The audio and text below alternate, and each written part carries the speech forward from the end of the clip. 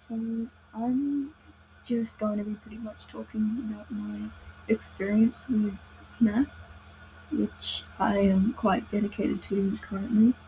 I was first introduced to FNAF by my sister. I'm not sure how young I was, but I do know that Sister Location was definitely released when she introduced me to it because I fell in love with Ballora. Yeah, little girl loving a ballerina character is pretty cliche.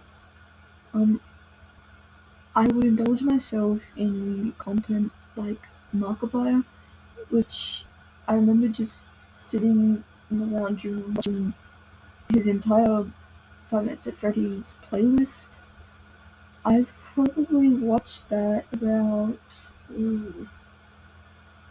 maybe 5 to 6 times since I've gotten into FNAF, and I still do it every single time.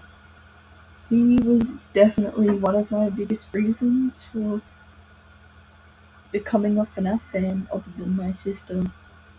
He just seemed to bring in such a charm for my younger mind, and I just became pretty much obsessed with it. He made it just look so presentable. I often watched MatPat's theory videos too, which I'm pretty sure many people did. They were always a great watch, and I loved seeing how someone was so passionate about the same thing that I was passionate about, which was FNAF, and how you could just make up these theories out of the tiniest things. It was just amazing. I have fallen out of my FNAF phase for a bit, but recently every single year I end up watching the Markiplier FNAF playlist one way or another. Back when I was maybe 11 or 10, I would always get this tracing paper, and I would trace FNAF characters. They were all lined up on my mirror at the time, probably over 20 characters. There was a lot. My stepbrother would always ask me, how did I make them look so good? I never told him that I used to trace them, which tracing is kind of cheating sometimes, but it's, yeah. As I said, I fall out of my FNAF phases a bit, but it always seems to resurface, even with the slightest bit of content coming out. If I just see a video on it, it'll just come back. What would this been? A little bit ago, that was a while ago actually, my friend introduced me to this Roblox game named TPRR, or the Pizzeria Roleplay Remastered. We would roleplay on it for hours. I would always roleplay when people had the Afton family roleplays. I always end up playing either the Crying Child or Elizabeth. Occasionally I played William, but that wasn't common. That game is honestly insanely detailed. The models of the animatronics are amazing and have always been amazing. I definitely played that game a lot, and I still do occasionally, actually recently. And just, yeah, it was fun. There was another game I recall where the animatronics were blocky models, and you either played as the security guard or one of the animatronics, and it was a remake of Ultimate Custom Night. But for the life of me, I cannot remember. But I would always play that with my sister. I just can't remember the name. If someone knows it, let me know.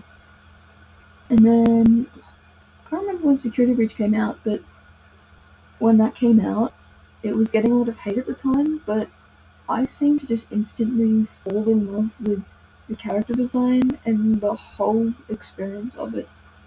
When I saw the trailers, at first I had no idea this was coming out, but a trailer came up and I saw that it was coming out recently, and I specifically waited for Markiplier to play it so I could watch his playthrough.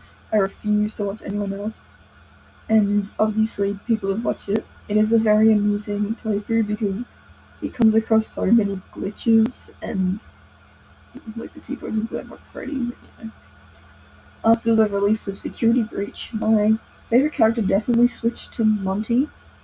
I'm not completely sure why, but it might be because in TPR, I used to always roleplay as him when the Security Breach map came out, and yeah, I just enjoyed playing his character. And just I'm currently actually working on a phone project of Monty, which is taking a long time and it's pretty expensive, but he's my favorite. So recently, when the movies came out, 1 and 2, when the FNAF 1 movie came out, I started drawing again, but I didn't trace anymore. I just draw what I saw. I could show them later in this video, maybe another video when I do a showcase. I started reading others of the book series. I did read them earlier when I was in primary school, but I bought more of a variety, like the Tales of Pete, the Plex series. The FNAF 2 movie led me to where I currently am, which with starting the Monty phone project and a paint project, which was actually took up quite a bit of my time. I've done about 2 collages, which are fun to do, a few silly drawings here and there. I've definitely always been dedicated to the lore of FNAF.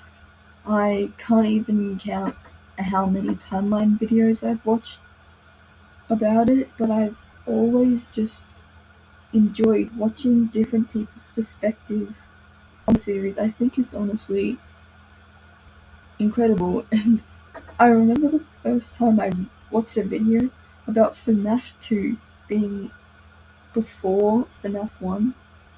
I was so confused.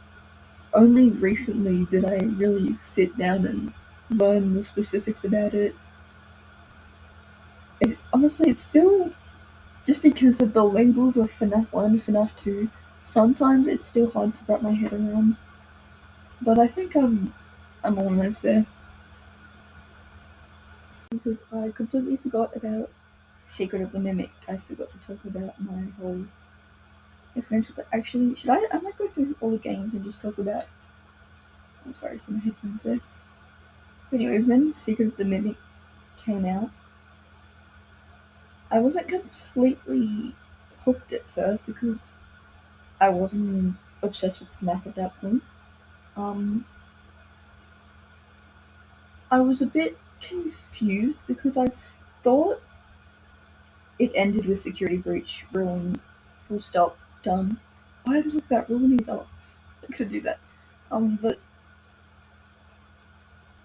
I don't want to make anyone mad by saying this, but I feel like Security Breach and the Mimic should be a separate verse on their own, rather than connected to the other games of Five Nights at Freddy's, because I think FNAF 6 was really good closure for the series. Oh, that would mean like Help Wanted and all that too. I think that takes place after FNAF 6. I'm a bit choppy with the timeline right now. I haven't watched the video in a while, but yeah, I think it should have ended with FNAF 6 and then became its own verse, or just, even if it was still under like the Fazbear Entertainment title, but it was completely unrelated to everything else. It was a new guy with new ambitions, hearing about this old pizzeria and wanting to make something, like memorabilia, make this whole new thing that's so popular back in the day, and just bring back the life of that. That is personally what I think. Okay, for this note, completely understand. Everyone has so many different opinions about FNAF. Now, my favorite game, it probably would be... Ooh, actually don't know. FNAF Security Breach Ruin for me was really good. I think a lot of effort into Ruin. I'm not sure if this is true, but I heard that it was kind of to make up for Security Breach and the I don't want to call it failure, but just the... I can't think of a word, but yeah. It's a shame how Monty died so easily, but whatever. I think that game is pretty good. But I'm not sure if it was my favorite. My favorite would probably be Sister Location, because that was the first one I was really into, and it was just when they changed up everything, and I just think it worked for what it was at the time. It worked. It was yeah, it was good. Um, so yeah, this is yeah about when I was first into FNAF and how Laura was my favorite character. I remember I had this Barbie doll, and I was sitting on the table at my house, and I was painting this Barbie to look like Ballora, which now that I think back, it was not that good. But it was something. I mean, I tried. My little me tried. But I just specifically that, and my parents were watching a hoarded show, I think. And I had that is just built into my mind. Me painting this Ballora, this Barbie as Ballora, and my parents watching that show. Now, unfortunately, I do not have that anymore. If I did, I would show it. I must have chucked it out or something after. I'm not sure why. But yeah, that's pretty much my story of me with FNAF. So, I hope you enjoyed this video. I hope this is about the length of the video. If not, this is going to be an awkward silence. So, goodbye. With the finished product, the head definitely took the longest. It annoyed me, but I hope you like it.